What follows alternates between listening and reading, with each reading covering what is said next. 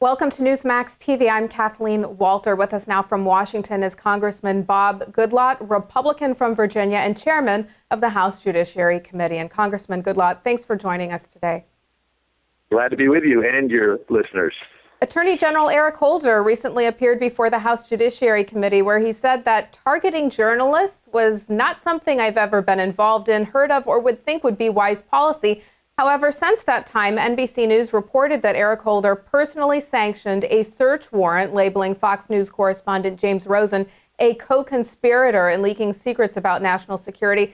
Does it appear to you that Eric Holder might be guilty of perjury and is now caught in a lie?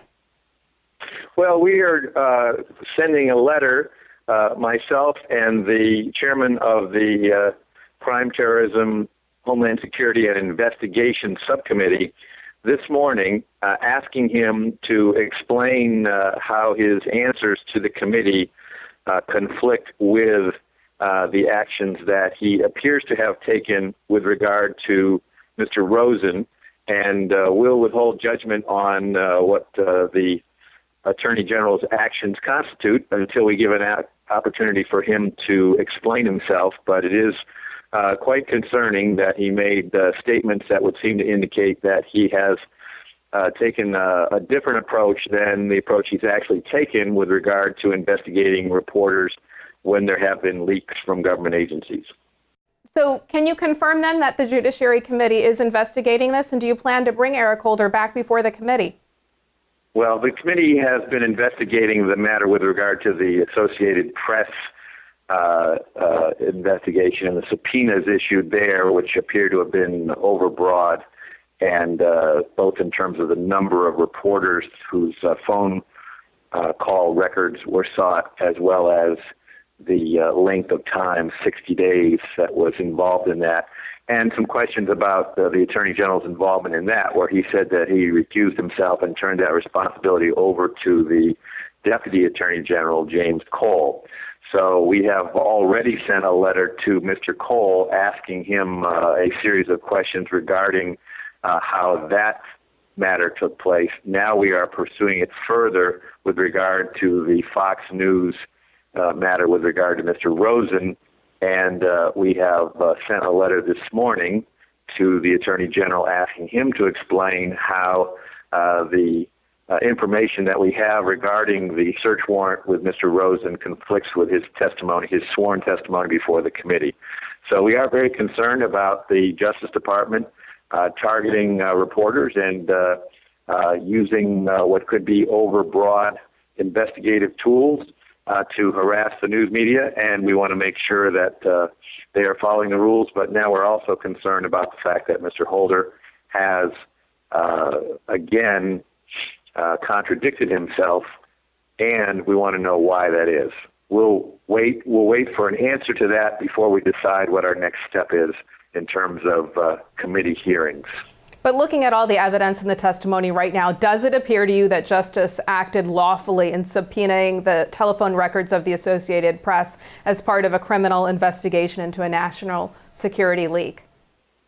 We need to make sure that we get all of the information that we're requesting from Mr. Holder and Mr. Cole before we jump to conclusions. But we are very concerned about this, and that's why these two letters, one sent last week and one being sent today, will delve further into the actions of the Justice Department and Mr. Holder and Mr. Cole. Senator Lindsey Graham has called for an independent special counsel to investigate the IRS and Justice Department scandals. Is an independent special counsel or a select committee needed here? Well, the fact of the matter is, again, if we find sufficient information to justify getting this off onto a separate track and delaying the investigation while a special select committee or a special counsel is appointed, we will do that. But at this point in time, we think it's important that the committees involved, and it's not just the Judiciary Committee, but with regard to the IRS, it's also the Ways and Means Committee and the Oversight and Government Reform Committee, that we continue to pursue this investigation aggressively and look into the matter. And if we were to sidetracked to get to a select committee, that will slow down this process, and we think that at this point in time, the committee should continue to investigate, and there will be a decision made later on about whether or not we need to take a different course with regard to these investigations. Many Republicans have called for Eric Holder's resignation. Should he resign?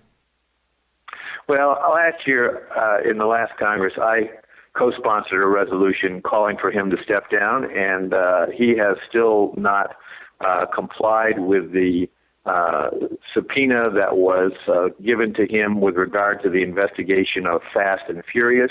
And the result of that is that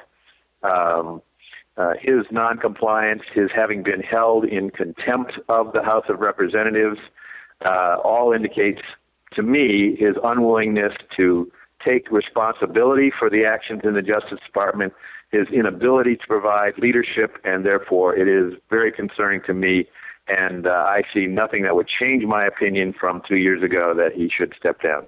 Let's switch gears real quickly and chat for a second about immigration reform legislation. You have offered a piecemeal approach to immigration reform in the House. Can you tell us about this? And in your view, what is the best way to deal with the more than 11 million immigrants here illegally?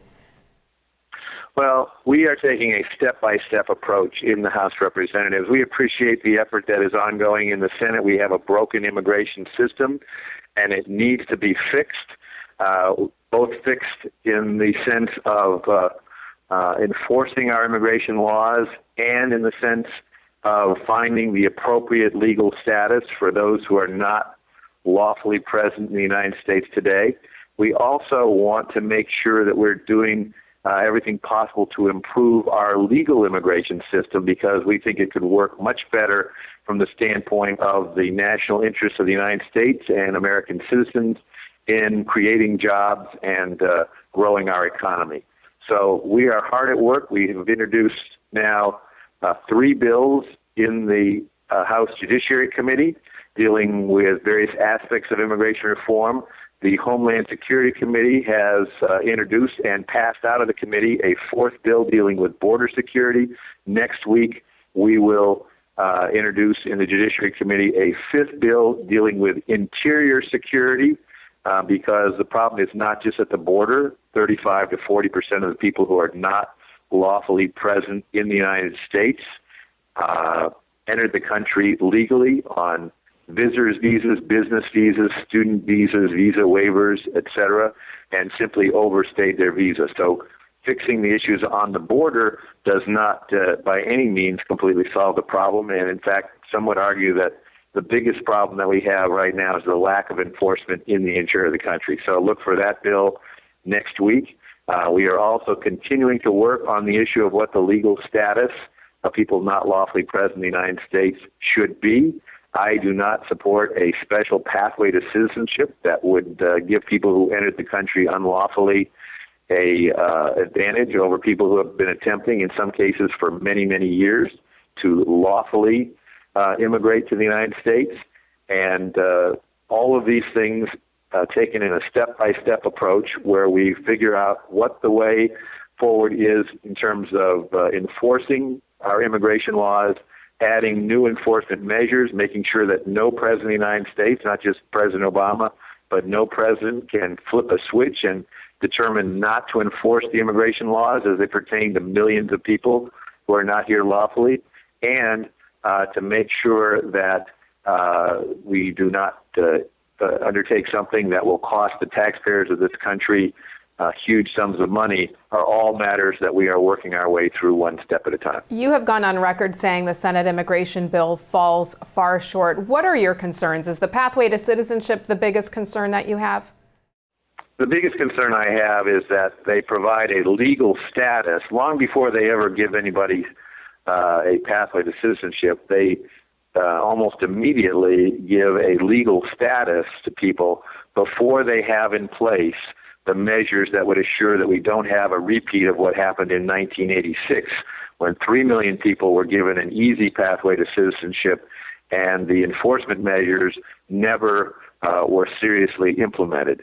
The employer sanctions and other things. Now we have new measures like E-Verify, which is a voluntary system. We want it made mandatory for every employer in the United States, and that would be implemented under the Senate rule after they've given legal status to millions of people. We're also very concerned about the costs that are entailed in the Senate bill, and we're also very concerned about the lack of interior enforcement measures, a role for state and local government to help the very limited number of immigration, Homeland Security employees who are responsible for enforcing our immigration laws, and making sure that there are not a lot of waivers in the legislation that would give this president or any president the ability to simply not enforce the law. That's what happened for the last 25 or more years, and we've got to make sure that if we are going to change the legal status of millions of people, that we don't have another tidal wave of people coming into the country after them. All right, last question for you. Let's say for a second that the Senate legislation ends up in the House as is. Do you believe Speaker Boehner would bring it to a vote, and could this legislation even pass the House? Well, we are not to that point yet. There are a lot of different alternatives. We have a group in the House, a bipartisan group that is working on legislation. They have not completed that legislation yet, but once they have a bill, we will take a look at that and work with that in conjunction with the legislation that several members, including myself, have introduced through the House Judiciary Committee. And again, a step-by-step approach to this is the best way to solve all three areas of the immigration issue: the legal immigration reforms, the enforcement issues, and finding a legal status for those who are not lawfully present in the United States. But we're not there yet, so stay tuned. All right, Congressman Bob Goodlatte, thanks for joining us today. Thank you. And thank you for watching Newsmax TV.